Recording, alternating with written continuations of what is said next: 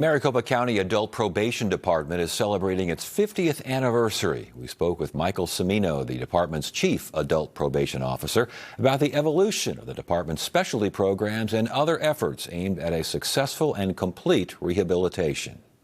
Michael Cimino, welcome to Arizona Horizon. Good to have you here. Thanks for having me. It's my pleasure. 50 years now, the Maricopa County Adult Probation Department. Talk to us about what the department is charged to do. Absolutely. Thank you for having me. The department essentially is there to enhance public safety, kind of bottom line.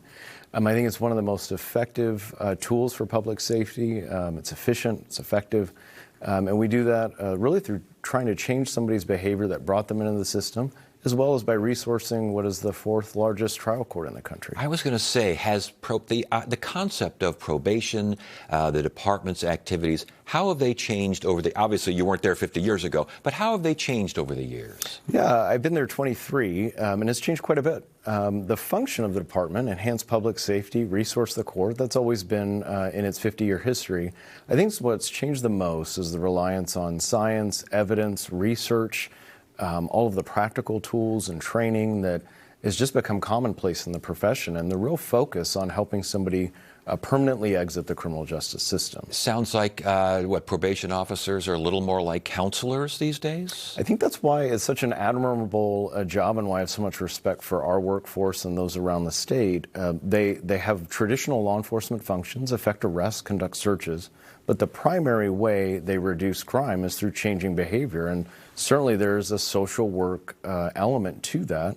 And how they deal with someone, how they interact with somebody, draw them out, and get to really the root cause of criminal behavior at its genesis. Yeah, I was going to ask, what works in keeping people from reoffending? For us, what we found is if we can get to the root cause and really intervene at that causal level. For example, somebody who may be a justice-involved woman we've found has a disproportionate background in trauma.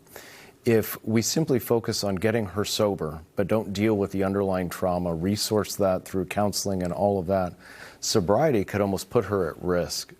Similarly, someone whose thinking is just different than societal norms has led them to feel it's okay to commit a theft. If we simply get them gainfully employed, they're likely to be fired, have issues with the boss, and return to those pathways if we don't intervene in that criminal thinking. Are there folks, though, who still see a little bit more of a black and white law and order, right and wrong, and don't necessarily see getting to the root cause as being all that important?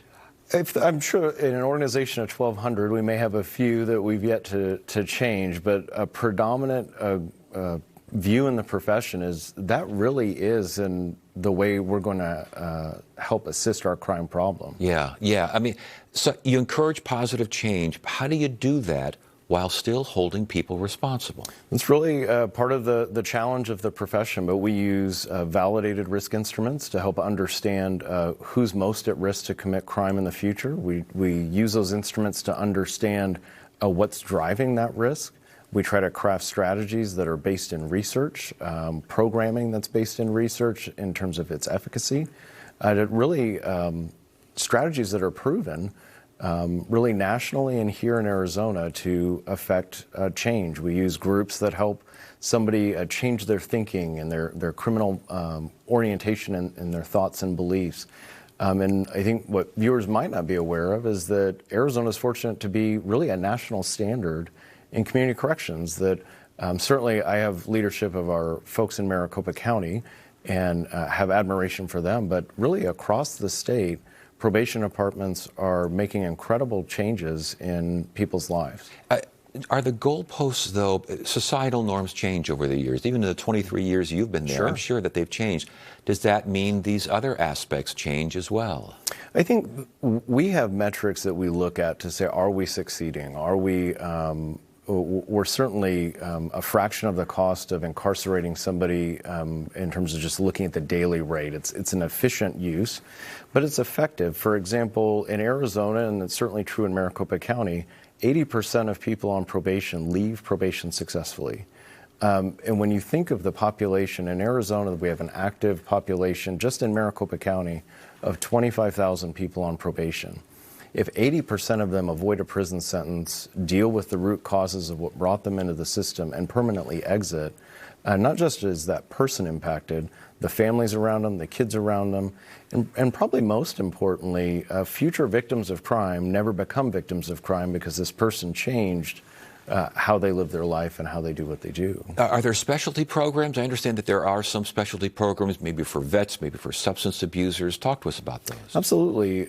We work very hard to use science to figure out what is somebody's risk to commit crime in the future and what are the areas that is driving that risk.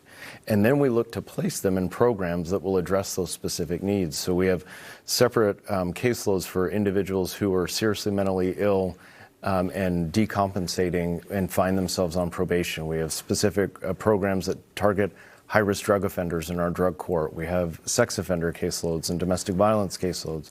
And really, it's really a commitment from our funding authority, the Maricopa County Board of Supervisors, that funds our work in Maricopa in their commitment to do so in a way that's research-based, that focuses on public safety, and focuses really on innovation and doing that work better and better every subsequent year. Well, it sounds like, again, emphasizing positivity and that thinking controls behavior. Those are hallmarks here and clear indications that 80% rate sounds pretty good to me. Michael Cimino, Maricopa County Adult Probation Department, 50 years. Congratulations on that, and thank you so much for joining us. Thank you, sir. It's a pleasure to be with you.